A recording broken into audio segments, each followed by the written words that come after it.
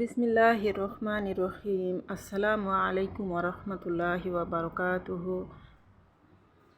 কেমন আছেন আপনারা সবাই? আশা করছি মহান আল্লাহ তাআলার অশেষ রহমতে আপনারা সবাই ভালো আছেন। আমিও আলহামদুলিল্লাহ আমার পরিবার নিয়ে অনেক ভালো আছি মহান আল্লাহ তাআলার অশেষ মেহেরবানি এবং দয়াতে। তো নতুন আরেকটি ভিডিওতে আপনাদের সবাইকে আবারও স্বাগত জানাচ্ছি। আর এটাই হয়তোবা আমার শেষ ভয়েস দেওয়া, কারণ আমি জানি না মানে আর ভিডিও শেয়ার করব কিনা আপনাদের সাথে। আর যদি ভিডিও শেয়ার করিও তাহলে হয়তোবা আমি ভয়েস ছাড়াই ভিডিও দিব। তো আসলে আমি অনেক দিন ধরে মানে অনেক আগে থেকে বলছিলাম যে আমার প্রিয় প্রিয় আপুরা জানে যে আমি আসলে আমার নিজের শখে বা আমার নিজের আনন্দের জন্য ভিডিও মানে ইউটিউবে কাজ করছি। আমি আসলে কোনো কিছু পাওয়ার জন্য করছি না। তো আসলে আমার শখ আহ্লাদ মিটেই গেছে, এখন আর আমার ইউটিউবে কাজ করতে ভালো লাগছে না। তো আসলে আমি ইউটিউব থেকে এখনই চলে যাচ্ছি সেটাও বলছি না। তো এরপরে কিভাবে ভিডিও দেব আমি সেটাও জানি না। তো জানি না কিভাবে ভিডিও দিব অথবা ভিডিও দিব না, কি করব না, আসলে আমি এখন কিছুই মানে বলতে পারছি না। কারণ আমার আসলে সব কিছুই মনের উপরে নির্ভর করে। আমার মন যেটা আমাকে করতে সায় দিবে আমি সেটাই করব। তো আজকে ভিডিও সংক্রান্ত কথা খুব একটা বেশি বলবো না। তো আমার প্রিয় প্রিয় আপুদের সাথে, ভাইয়ারা, দিদি ভাইয়ারা এবং যারা আমার ভিডিওটি এতদিন ধরে দেখে আসছেন, আমাকে সাপোর্ট করে আসছেন, তো তাদের উদ্দেশ্যে বলছি, মানে তাদের উদ্দেশ্য করেই কিছু কথা শেয়ার করব, আমার মনের কিছু কথা।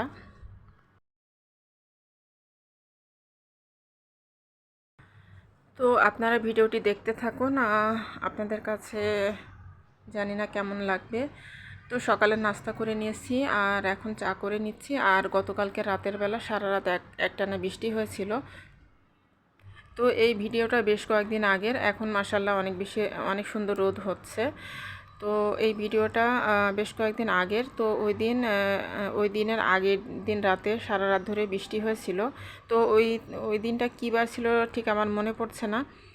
তো সকালবেলা উঠে দেখলাম যে একদম আমাদের বাসার সামনে হাঁটু পানি হয়ে গিয়েছে। তো তখন ওই দিন আর কি আমার বাচ্চারা স্কুলেও যেতে পারেনি। তো স্কুল কোচিং সব কিছুই বন্ধ ছিল।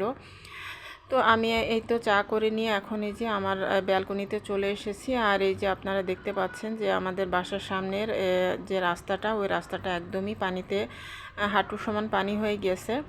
তো আমার বাচ্চারা যেতে পারেনি স্কুলে, কারণ এখানে তো রিক্সা পাওয়া যায় না, মেন রোডে যেতে হয়। মানে এখান থেকে আরও কিছুটা অনেকটা সামনে গিয়ে তারপর ওইটা হচ্ছে মেন রোড, তো ওইখানে থেকে রিক্সা নিতে হয়। তো এত দূর পর্যন্ত তো আর এভাবে পানির মধ্যে দিয়ে হেঁটে যাওয়া সম্ভব না। তো বাচ্চাদের স্কুল কোচিং সব কিছুই বন্ধ রেখেছিলাম। তো এই পরিস্থিতি ছিল।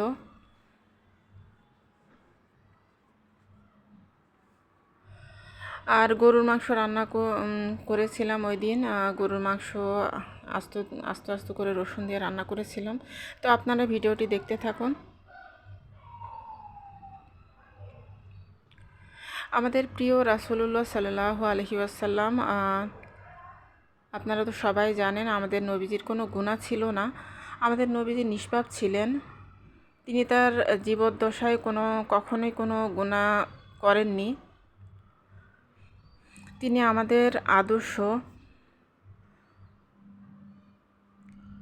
কিন্তু আমাদের নবীজি কোনো গুনাহ ছিল না, তারপরও আল্লাহ তাআলার কাছে সবসময় শুধু কান্নাকাটি করতেন আর তার গুনাহের জন্য ক্ষমা চাইতেন।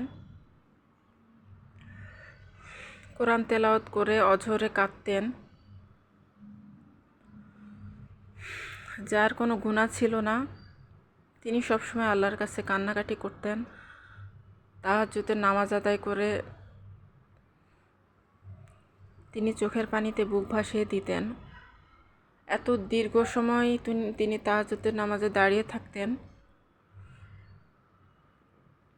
যে তার পা মোবারক ফুলে যেত।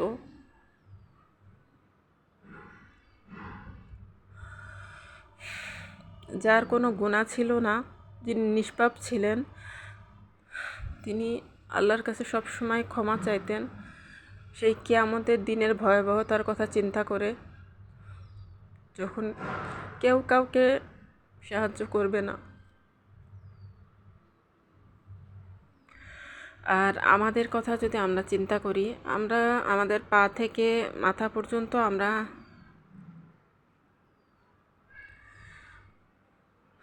পাপে ডুবে আছি, আমরা পাপের মধ্যে ডুবে আছি। কিন্তু আমাদের কয়জনের চোখে পানি আসে বলেন?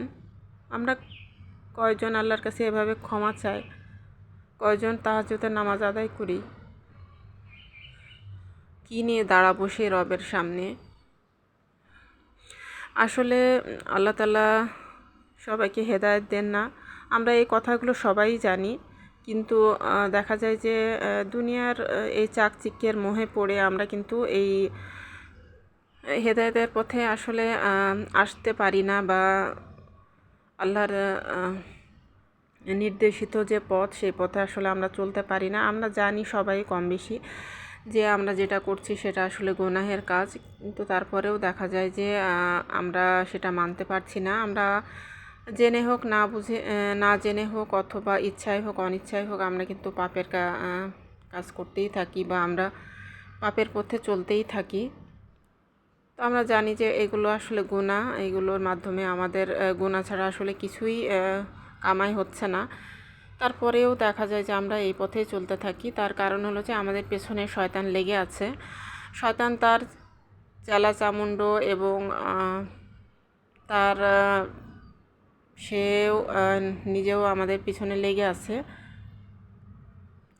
ভালো কাজ যেন আমরা করতে না পারি, আর এই দুনিয়ার মোহে যেন আমরা একদম পড়ে থাকি। তো এক মুহূর্তে যদি আমাদের মনে আল্লাহর ভয় আসে, পরবর্তী মুহূর্তেই কিন্তু আমাদের দুনিয়ার মোহ আমাদেরকে আচ্ছন্ন করে ফেলে। আমরা দুনিয়ার মোহে একদম পড়ে যায়। মনে হয় যে কিভাবে কী হবে, কী ভবিষ্যৎ আমাদের কিভাবে চলবে, টাকা পয়সা কোত্থেকে আসবে, বাচ্চাদের ভরণ পোষণ। তো আসলে আমরা যত যাই করি না কেন, আল্লাহ তাআলা আমাদের ভাগ্যে বা আমাদের কিসমতে যতটুকু লিখে রেখেছেন ততটুকুই কিন্তু আমরা পাবো। আর আমাদের রিজিকে যে যতটুকু আছে ততটুকু কিন্তু আমাদের কাছে চলেই আসবে। আমাদের রিজিকে যদি একটা দানা থাকে, সেই একটা দানা কিন্তু আমরা না খেয়ে মরবো না এই দুনিয়া থেকে।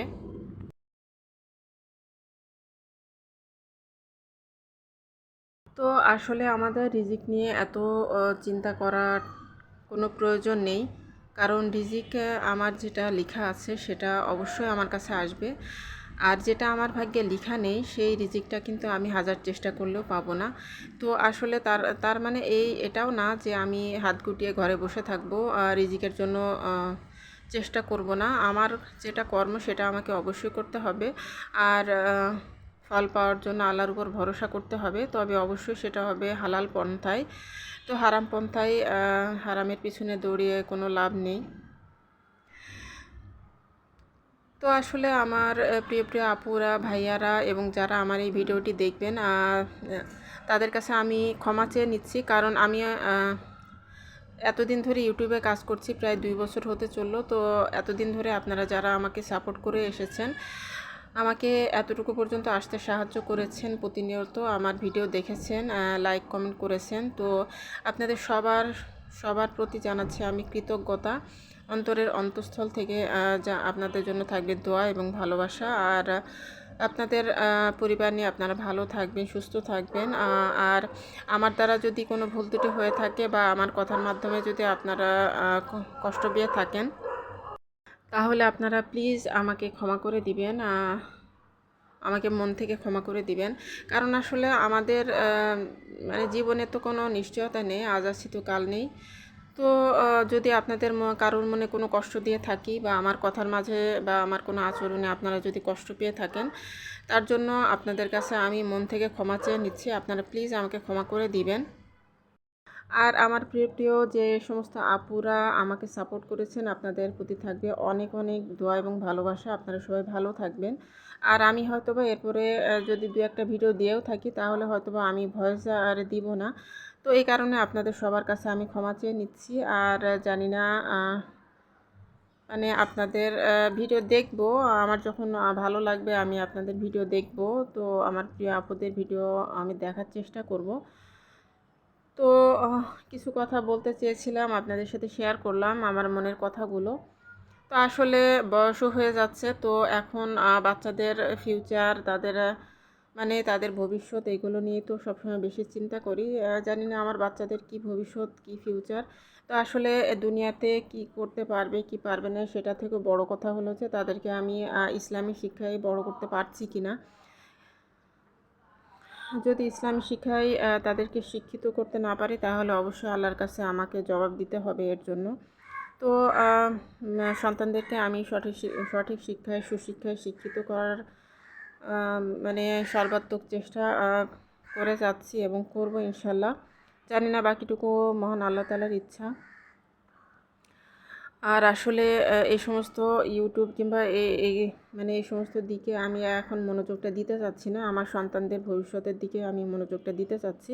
আর সেই সাথে আমি যেহেতু আমাদের মৃত্যুর কোনো ঠিক নেই, তো আমিও চাচ্ছি যে এগুলো থেকে দূরে থেকে ইবাদতে মনোনিবেশ করা, মনোযোগী হওয়া। কারণ দেখা যায় যে মনোযোগটা বিভিন্ন দিকে যদি থাকে, তখন কোনো কিছুই ঠিক মতন করা যায় না।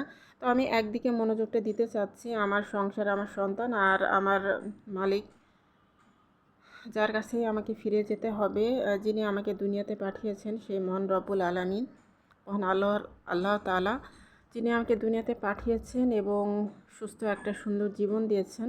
তার প্রতি সবসময় আমাকে কৃতজ্ঞতা শুকরিয়া আদায় করতে হবে এবং তার কাছে আমাকে ফিরে যেতে হবে। এই কারণে ফিরে যাওয়ার আগে আমার যত প্রস্তুতি আছে সেগুলো আমি নিয়ে নিতে চাই।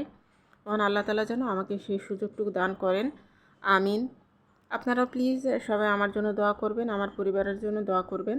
আপনাদের জন্য এবং আপনাদের পরিবারের সবার জন্য অনেক অনেক দোয়া এবং ভালোবাসা থাকবে। আপনারা সবাই সুস্থ থাকবেন, ভালো থাকবেন, মহান আল্লাহর কাছে এই দোয়াই করি। আর আমি যেন ঈমানের সাথে এই দুনিয়া থেকে চলে যেতে পারি। আর কারোর মনে যেন আমার প্রতি কোনো এতটুকু পরিমাণে কোনো বিদ্বেষ না থাকে, বা এতটুকু পরিমাণে কোনো ক্ষোভ যেন না থাকে। আমি যেন কারণ কষ্ট দিয়েছি এমনটা যেন না হয়। তো এই তো অনেক কথা বললাম, কথার মাঝে যদি কোনো ভুল ত্রুটি হয়ে থাকে প্লিজ সবাই ক্ষমা সুন্দর দৃষ্টিতে দেখবেন। আমার অনেক প্রিয় আপুরা আছেন, আপুরা আপনারা সবাই ভালো থাকবেন আর আমার জন্য দোয়া করবেন। আমি যেন ঈমানের সাথে থাকতে পারি এবং ঈমানের সাথে দুনিয়া থেকে চলে যেতে পারি। আমিন।